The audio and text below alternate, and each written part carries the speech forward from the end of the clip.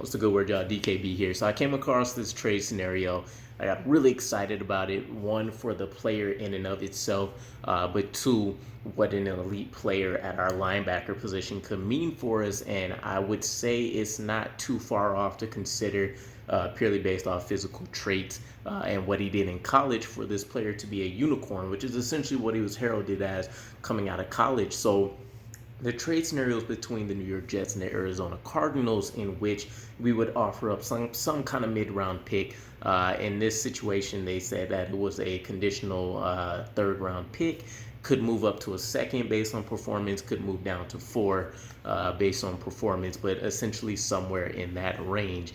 And the player was for Isaiah Williams, the linebacker. So for those that have general awareness of the NFL and some of the players from the other teams, you guys know he's been on a downward trend since he got picked up. But again, there's a lot of things that you just can't coach, which I think goes hand in hand with this experiment that we've seen Robert Saleh trying to run with, having these converted safeties go to linebacker for a little bit more of the lateral agility and things of that nature. But Isaiah Williams is 6'4", 238 pounds, and he ran, I believe it was a 4.39 in a combine, along with some crazy three-cone times and everything like that. So there is a reason why, as an off-ball linebacker, he ended up being picked number 8 overall in the 2020 draft class.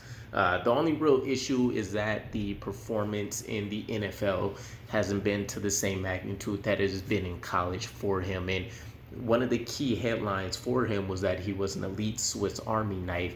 And I think the Arizona Cardinals and defensive coordinator Vance Joseph definitely plan to kind of parlay what he did in college and implement that the same way in the NFL ranks. But you have to kind of have a clear vision for that, and a lot of times also have the pieces around it, as well as the full buy-in from the player. And we don't really know if that was the case. By all indications, it just seems like it's been a little bit of a rough fit, or maybe information overload in a way, because things just haven't clicked for him in the same way. I mean, so far in his NFL career, looks like he's had 2 interceptions, 159 total tackles, and then 3.5 sacks in 2 seasons so far. But as the number 8 overall pick, you would definitely expect a lot more, especially at a position from a team that can run a 3-4 or a 4-3 and line up in these various alignments. He has more opportunity to make plays when necessary. And for people that don't necessarily agree, I would say, if you want to compare it to our own situation, Quinnen Williams is a perfect ideal. Obviously, as the number 3 overall pick, he hasn't been an elite, absolutely undeniable top 3, top 5 defensive tackle per se, but he's definitely above average and has his areas he excels in. Whereas with Isaiah Williams here, you can't necessarily say the same thing whatsoever. So it's interesting to kind of dive into what exactly has been happening with him. But I would just say a little bit of misuse and a little bit of information overload. Now, if we can take him on, keep in mind we still get 2 years on his contract, as well as that 5th year that's guaranteed for injury, and then we can see what happens from there. But taking a gamble on a previous top 10 player, and again, 6'4", 238. He has the speed that Robert Saleh is looking for.